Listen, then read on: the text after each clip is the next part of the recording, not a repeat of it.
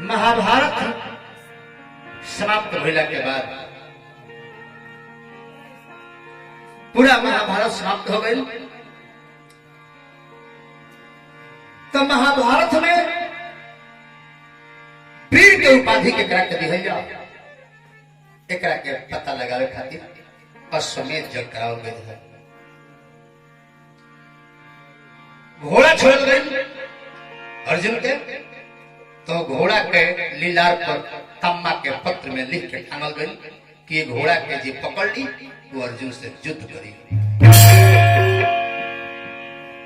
घोड़ा पूरा विश्व में भ्रमण कैलस।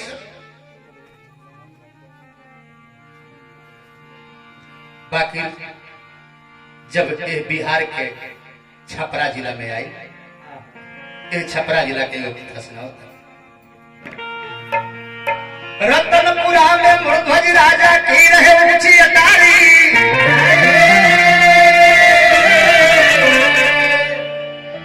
खेलत कूदत बबुआ जैसे आ गईले फुलवारी। राजा मृध्वज के बेटा एगो 9 साल के रहे, ताम्रध्वज जकर नाम रहे। खेलत कूदत अपना बगीचा में आई, लेकिन जब देखलस अर्जुन के घोड़ा, सुंदर घोड़ा देख के बबुआ के दिल निहाल भइल। ऐसा सुंदर घोड़ा कैसे हमारा राज में आए गई।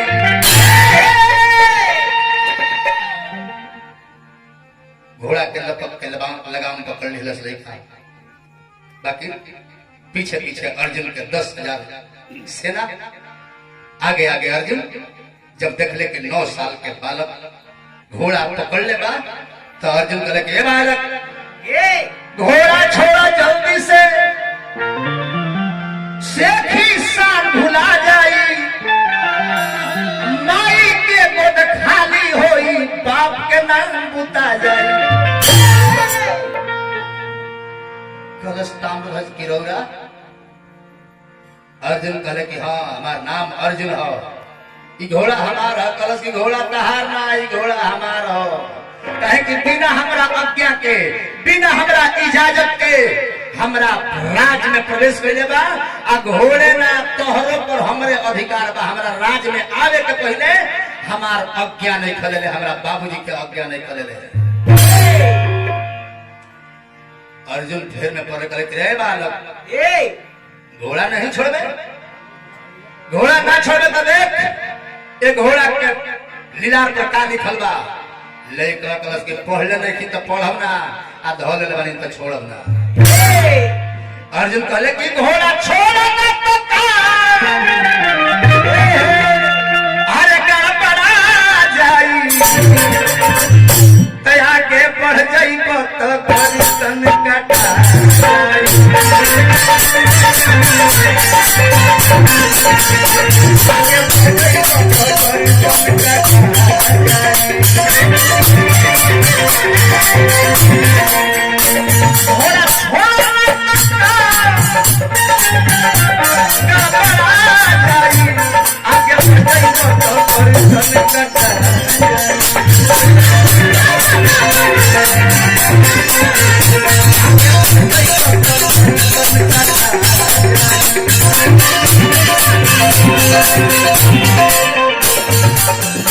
अपना माई के तू आचल के फुलारा हो,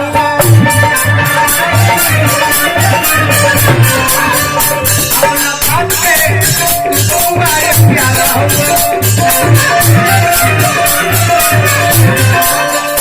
तो से पहिले बचनिया की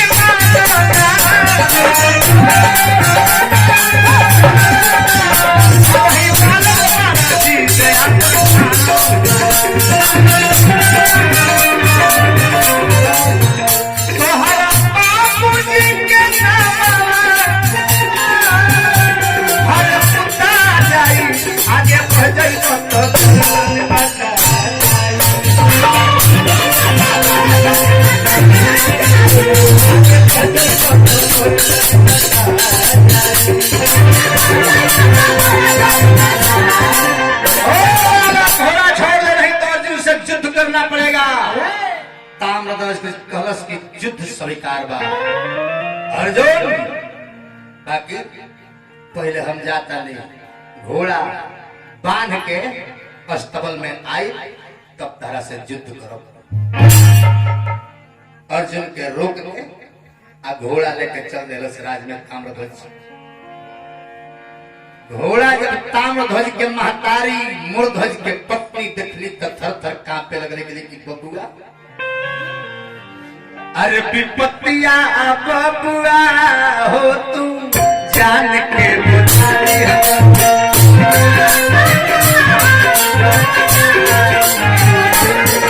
विपत्तिया बबुआ हो तू जान के बुझाई।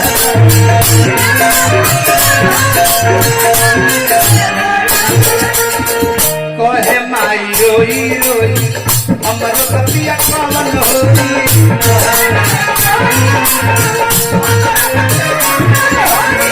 कहे माई रोई रोई हमर बतिया कवन होई।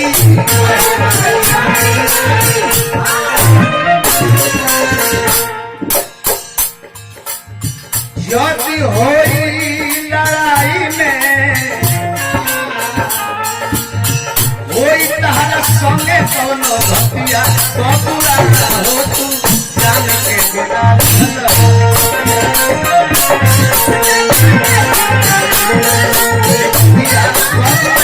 हो तू जान के बिना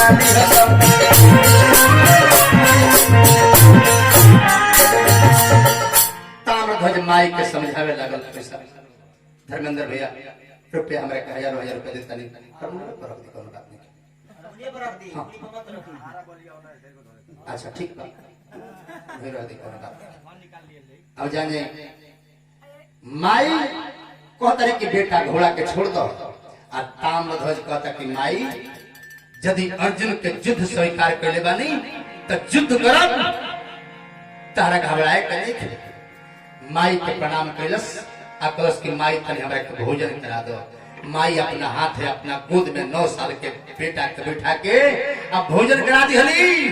अब भोजन करके माई के प्रणाम करके चलल, अपना पिता के प्रणाम कैलस। पिताजी कहले कि बेटा सेना ले लो। कलश की ना पिताजी, राउर आशीर्वाद ही हमरा खातिर सेना बा।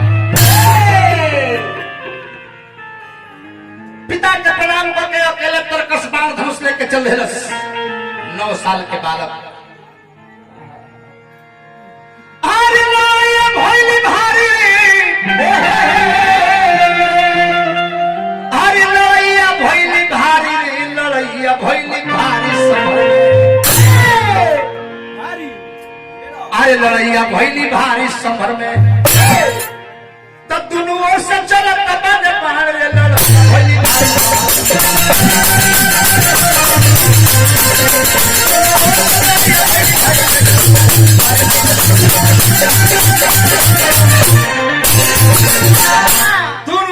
घमासान छिड़ गई। लेकिन ताम्रध्वज के देर न लगा। पिता के नाम लेके आ एगो बाण निकाल के तरकस से मरलस। अब बाण जब 10 हाथ आगे गई तो एगो बाण में से 10 गो बाण हो गए। एगो बाण में से 10 हाथ 10 गो बाण भइल। आ वो 10 बाण जब 10 हाथ और आगे गए तो 10 में से 10 गो बाण हो गए, 100 गो बाण हो गए। आ 100 गो बाण मिल के जब 10 हाथ और आगे गई तो 100 में से 10 गो बाण हो गए तो 1000 बाण हो गए।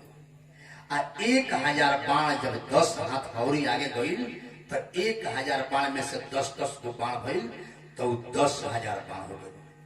एगो बाण 10,000 बाण बन के अर्जुन के 10,000 सेना के सीना में जाके लागल। 10,000 सेना एक बार चित्त हो गई रे। तब अर्जुन से युद्ध होके लागल। अर्जुन के मूर्छित करके उठा के रथ पर रख दिलस आ रथवे पर बांध के हस्तिनापुर के लौटा दिलस। हस्तिनापुर में रथ आइल।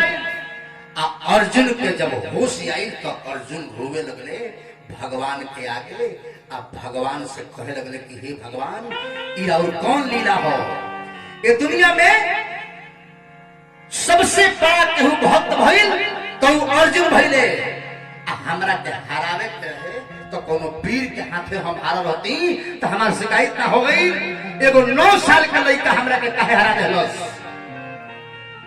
तो अर्जुन कहले कि कृष्ण कहले कि अर्जुन ऐसे तहरा हारे पड़ल कि तारा अपना भक्ति पर अपना वीरता पर घमंड हो गई, जबकि तोहरों से बढ़न भक्त ये धरती पर हमार बारे। अर्जुन कहले कि हमरो से भक्त बड़ा उ की हो हम एंगा ना मानो तनी हमरा के देखा दी। तो भगवान कन्हैया आ अर्जुन साधु के रूप बना के चल दिले। भगवान कन्हैया के साथ में अर्जुन साधु बन के आ भगवान कन्हैया भक्ति देखे खातिर की भक्ति का चीज के कहल जाए। रास्ता में आई लो तो जमराज के बुला के बाघ बना ली हम लोग।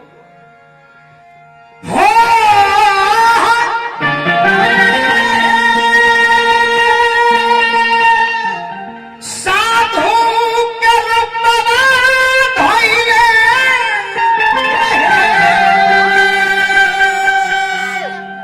अरे भगती के जाचन रे गईले किया हो मोरे रामा अजो महाराज के बघवा ले बाना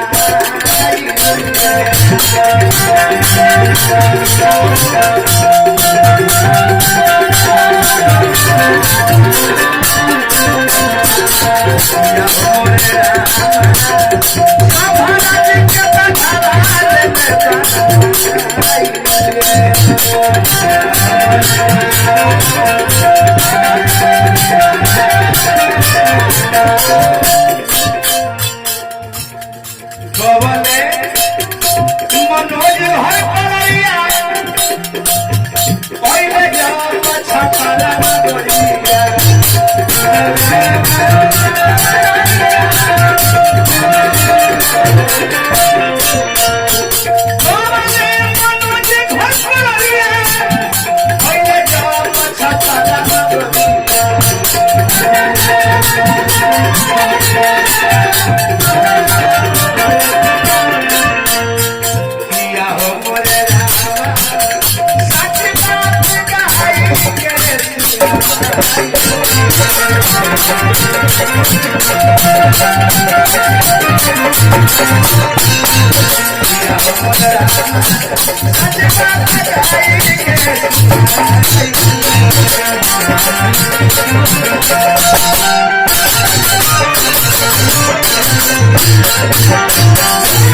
नारायण नारायण के नाम जब राजा मूर्ध्वज के राज में प्रवेश करता लो।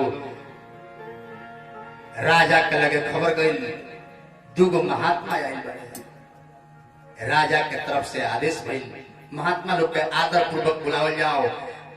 राजा महात्मा लोग के बुला के सिंहासन पर बिठोले, पांव पखरले, आदर कैले आ कहले कि हे महात्मन अरे धन बानी बाबा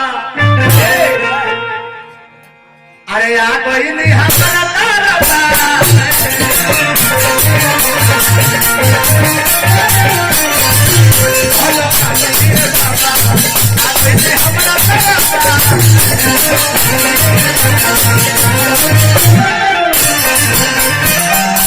हे मालिक हे महात्मन हमार धन भागवा हमरा राज में सब धरले बानी आदेश करी का सेवा हम करी। तो साधु लोग कहल के राजा तू तो बड़ी दानी हो तहर नाम सुन के हमनी तहरा राज में आई बानी जा हमनी के एक ही को आदेश का तब हुखिया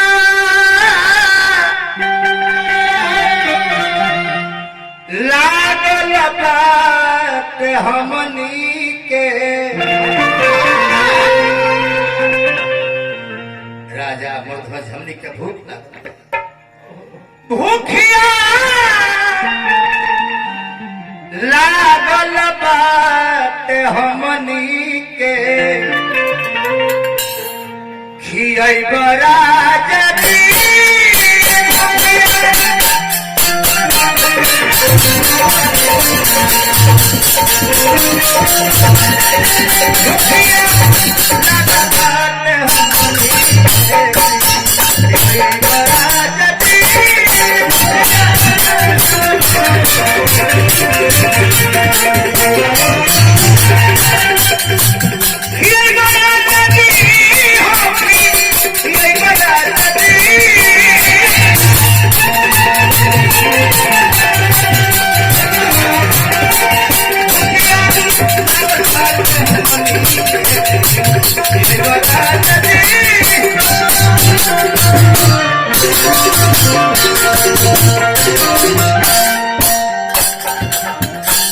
राजा कहे कि भोजन करब समय कौन लम्हर बात बा मालिक।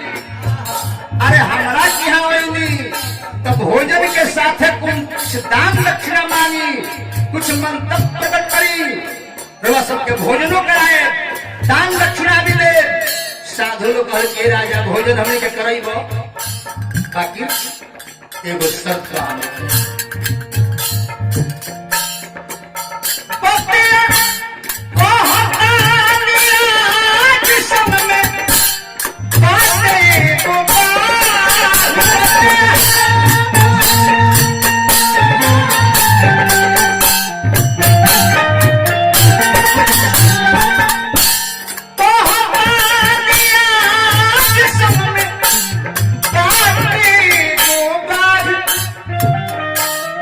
भोजन करा दे वो, लेकिन हमने के तरह के यहाँ भोजन करम तो हमारा बधो के भूखिया, हमारा बधो के भूखिया राजा जी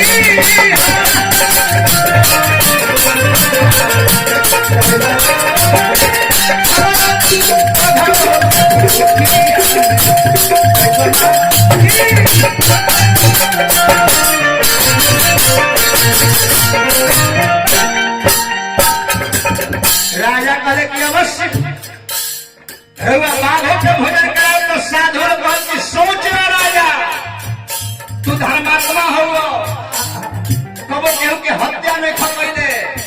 बाघ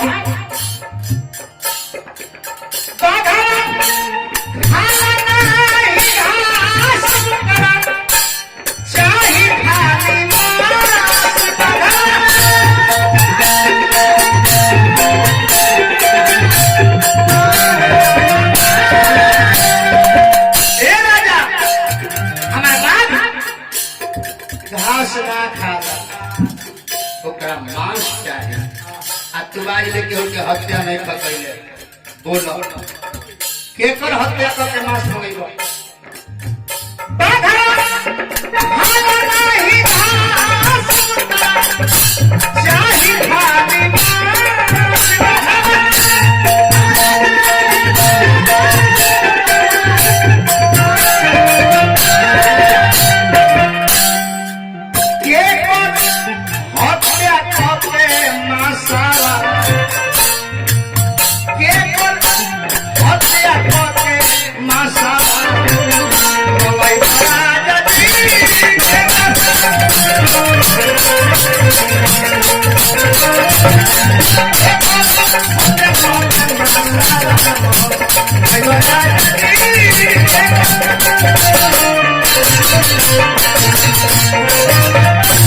राजा चिंतित हो गए, लेकिन केकर हत्या कर कहां से मांस मंगाई, कहां से मांस मंगाई? साधु लोग कह के हमरा बात के ना खीब तो तार भोजन हमने ना करो, तारा क्या से रूपा से चल जाई। राजा सोचे लगले कि आज हमरा क्या से रूपा से नहीं के गई, आ साधु लोग रूपा से चल जाई तो अनर्थ हो जाए। कहां से मांस मंगाई? साधु लोग कहल कि राजा का सोच ले बाबा, अरे और जिया जंतु पर तहार अधिकार नहीं खेले कि जौन तहार खून हो जौना के तू जन्म देले बालो तहार बेटा के हत्या करके हमरा के भाग के मांस खीबो तो तारा पर दोष ना लगी, काहे कि तू ओकर जन्मदाता हो। राजा रोवे लगले, कहले कि बाबा ई का खतरी।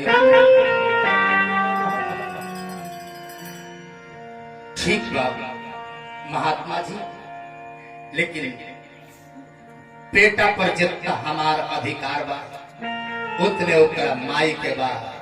तनी हम जात तनी लड़का के माई से पूछ के आवे कि लड़का के माई के का विचार।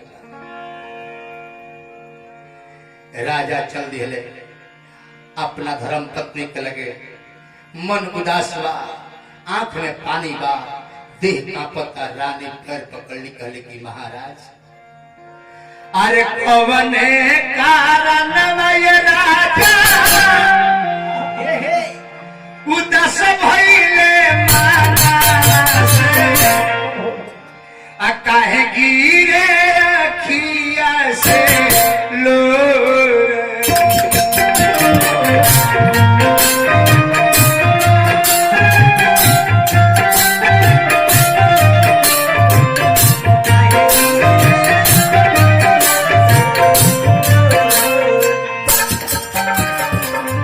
कवने कारण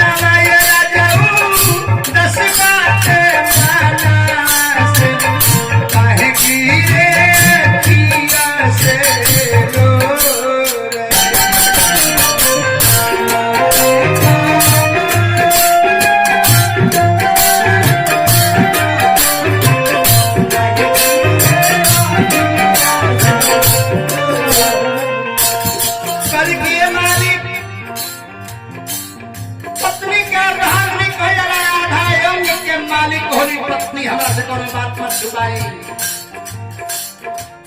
सच बात बोली कनी बेदरा के खोली कनी, काहे कि अखिया से लोर।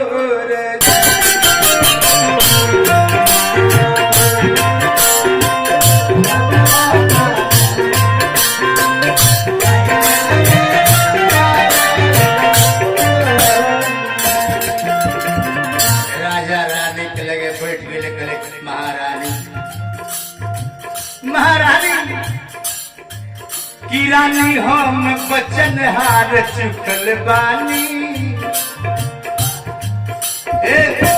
तरानी हम बचन हार